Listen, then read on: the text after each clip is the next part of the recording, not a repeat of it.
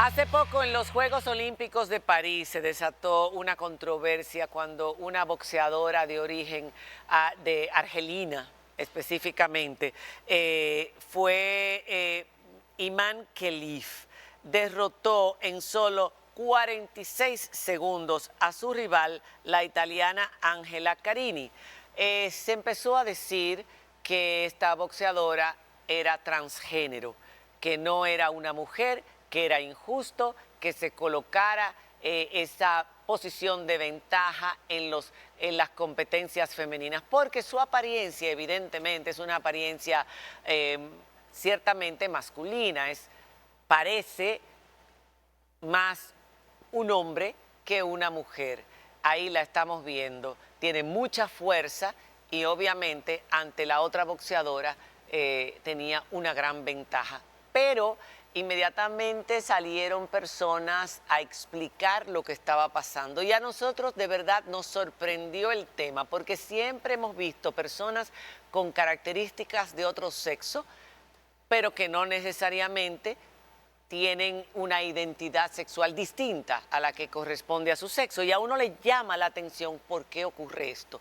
Por eso hemos invitado a Jacqueline Díaz, quien es médico internista, endocrinólogo y nutriólogo y pasada presidenta de la Sociedad Dominicana de Endocrinología, y a un atleta muy querido dominicano, Marcos Díaz, nuestro atleta nadador de aguas,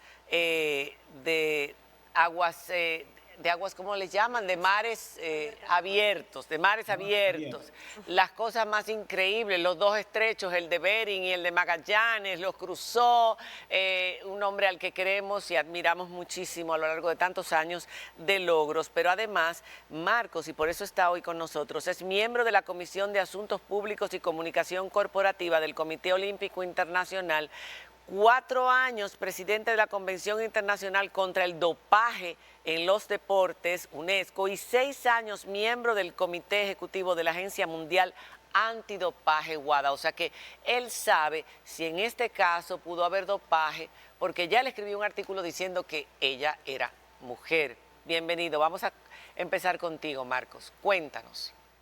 Saludos, Maracela, saludo a todos, doctora Díaz, Nairobi, todos los que estén allá por el estudio. Mira, Maracela, este es un caso quizás donde se combina la realidad de lo que sucede en el deporte con la realidad de lo que puede suceder en las redes sociales, en la comunicación, cuando a partir de una imagen, de una escena, de un combate de boxeo en los Juegos Olímpicos de París, voló de inmediato la información falsa de que se trataba un combate entre un transgénero y un atleta femenino.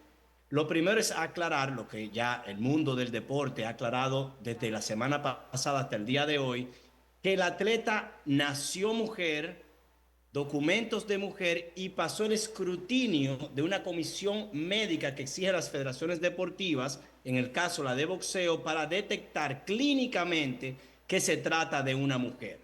Lo que yo escribí en un artículo que fue publicado la semana pasada es un debate que existe en algunas federaciones deportivas que nos llega muy cerca a la República Dominicana, sobre todo en un deporte en donde no hay contacto, en el atletismo, donde la deportista dominicana Fiordalisa Cofil, la Federación Internacional de Atletismo, ha determinado un nuevo estándar para cumplir con la feminidad exigida para que una mujer, comprobada mujer, nacida mujer, pueda competir en la rama femenina sobre la base del nivel de testosterona en su cuerpo garantizado que esté producido de manera natural. O sea que dejamos a un lado la posibilidad de testosterona exógena, o sea, un caso de dopaje, el cual llevaría una sanción, sino el caso de una mujer, nacida mujer, comprobada mujer, para poder participar en la rama femenina, que abre hoy día un debate que se inicia para el 2017, cuando la Federación Internacional de Atletismo saca un nuevo estándar para definir la feminidad o qué mujer puede competir en la rama femenina. Bueno. Ese es un debate actual y real. Lo que sucede en la Federación de Boxeo es que se intentó incluir en el año 2023 dicho estándar y se le había prohibido a la boxeadora argelina participar en el Campeonato Mundial el año pasado. Esa federación de boxeo fue sancionada por el Comité Olímpico Internacional por otras razones de gobernanza, y al revisar el caso del estándar de feminidad establecido, se dieron cuenta que no se cumplió con el debido proceso y se le permitió a la boxeadora participar en los Juegos Olímpicos de París 2024. En ese mismo artículo, Marcos, que escribiste, mencionabas cuál es la condición que tiene esta atleta, que se trata de hiperandrogenismo. Y nos acompaña la doctora Jacqueline y nos gustaría preguntarle, doctora, ¿en qué consiste este trastorno y cuáles son las características que posee? Sí, el hiperandrogenismo no es más que la producción de hormonas masculinas en el sexo femenino.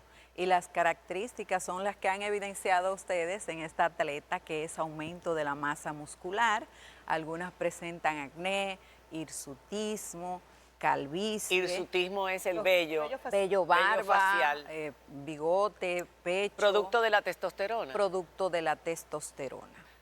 Pero en esos casos estamos hablando de XY, ¿o no? Sí, mujeres. Mujer, son pero mujeres, con el cromosoma X y el Y, no el XX. No, son mujeres, genéticamente mujeres, pero tienen una condición, un trastorno. El más común es el síndrome de ovario poliquístico, donde los ovarios producen mayor cantidad de andrógenos que lo usual. Hay otras condiciones, pero son genéticas, como la hiperplasia adrenal congénita, donde hay un defecto de una enzima y no se produce el producto final de las adrenales, que es el cortisol. Entonces no se frena arriba en la pituitaria y esto produce un estímulo a las adrenales y el producto final es mayor producción de andrógenos. Porque todas las mujeres producimos andrógenos, claro, pero una cantidad mínima. Doctora, el caso se pone en la palestra por lo que pasó en los Juegos Olímpicos, pero ¿qué tan frecuente se ven estos casos en consulta? Y además, me gustaría saber, posterior a esa pregunta, si puede realmente beneficiar a un atleta, en el caso de la competencia femenina, tener estas condiciones y tener mayor carga de testosterona que una mujer. O sea, le beneficia y más en boxeo, un deporte de combate.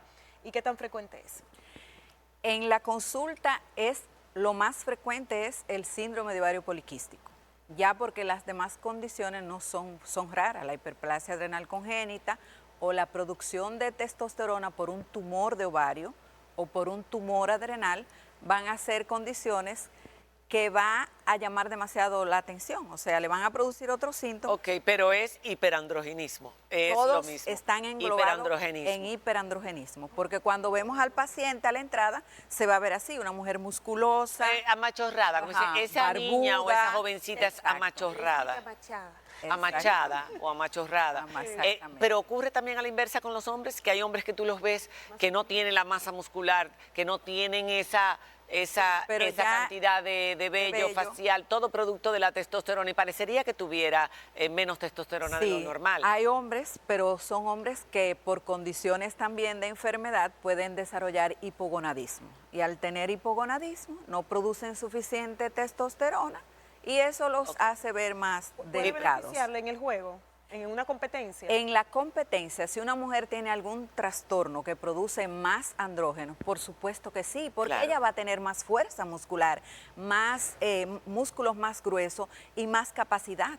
Pero es injusto entonces, sería lo que estaba una diciendo desventaja Marcos, injusta, lo que está diciendo de igual a igual con o sea, que ella no pudiera. Es una desventaja para el otro, porque por ejemplo los púgiles tienen peso pesado, peso mediano, pero si ella está en el mismo peso que otra persona, que no tenga la posibilidad de competir porque no tiene las hormonas como debería tenerlas, siendo sus hormonas naturales, Marco. Eso tú dices que es injusto. ¿Y se les pone tratamiento para reducir la hormona masculina?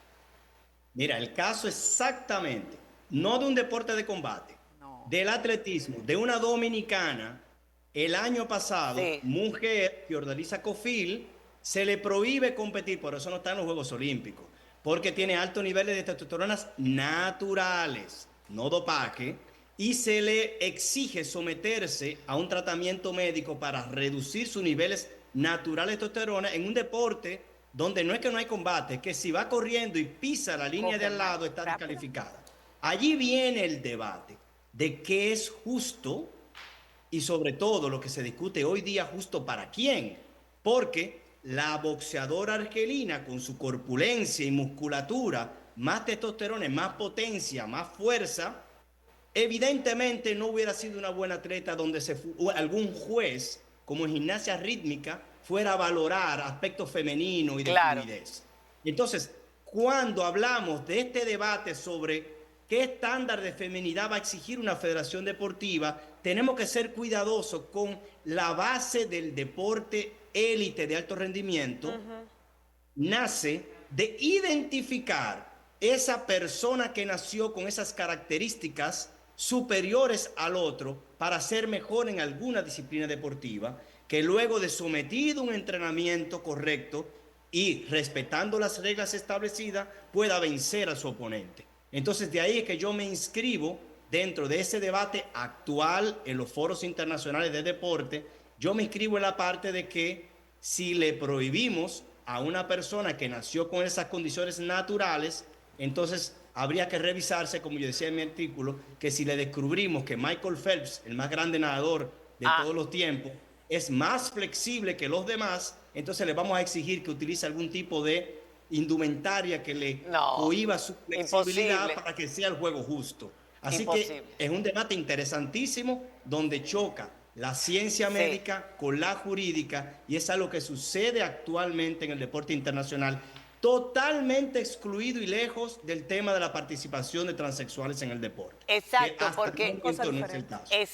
porque el problema es que como se manejó tanto este tema de la participación de transexuales y lo vimos en el pasado en forma injusta, pero ya eso está prohibido, ya eso está declarado. No, es verdad, tengo entendido que ya eso está prohibido en todas partes. ¿O no en todas partes? Las federaciones internacionales, Maracela, han prohibido sobre la base expresa de decir que están muy conscientes de la importancia de la inclusión, pero jamás en detrimento del deporte femenino. Exactamente. Entonces, no, la gente se quedó con eso en la cabeza, no sabe que existe la prohibición y inmediatamente asumió que esta muchacha era un transgénero. Y sí sería para completar una pregunta que todo el mundo se hace también. Cuando tú ves a una persona con esas características, muchas veces en la adolescencia pueden ser objeto de bullying. Ese es un hombre, esa a lo más seguro le gustan las niñas, o esa es una señorita, mira lo que delicado, lo más seguro le gustan los chicos. El hecho de tener mayor carga de testosterona o por defecto, en el caso de los hombres, más o menos testosterona o más estrógeno, no lo sé cómo es exactamente el XX en el caso de los hombres, los puede predisponer a tener una identidad sexual distinta a la de su sexo. No, no está descrito de esa manera. La identidad sexual es multifactorial. Exacto. Y no está determinada por los niveles de hormonas que tenga el paciente. Ellos pueden ser igual, tener una identidad sexual distinta, igual que cualquier otra persona. O ser heterosexuales, o ser homosexuales, o lesbianas, igual que cualquier otra persona. Eso es muy importante que se aclare porque muchas veces es muy injusto y se juzga a este tipo de personas como si realmente hubieran nacido así. Pero mírala, si nació así, y cómo tenía que ser. Igual que entonces decir que porque los hombres y las mujeres que tienen sus niveles correctos de hormonas, si decimos que los otros tienen que ser homosexuales y lesbianas, entonces los heterosexuales no, y sin embargo lo son. Doctor, el tratamiento para reducir esa cantidad de testosterona, por ejemplo, en el caso de las mujeres, ¿qué tiempo se puede llevar? ¿Es costoso? ¿Cómo se puede? ¿Y qué daño hace? Depende de la causa. Como mencioné anteriormente, la causa más común es el síndrome de ovario poliquístico. Se le dan terapias antiandrogénicas y anticonceptivos orales, más si viene con el cuadro completo, porque las mujeres con síndrome de ovario poliquístico, la mayoría tienen obesidad, trastornos lipídicos, trastorno de la glucosa, resistencia a la insulina. Entonces hay que ponerle todo un tratamiento completo para revertir la condición, además de cambio de estilo de vida. Se benefician muchísimo de deporte, de caminar, de atletismo y de eso.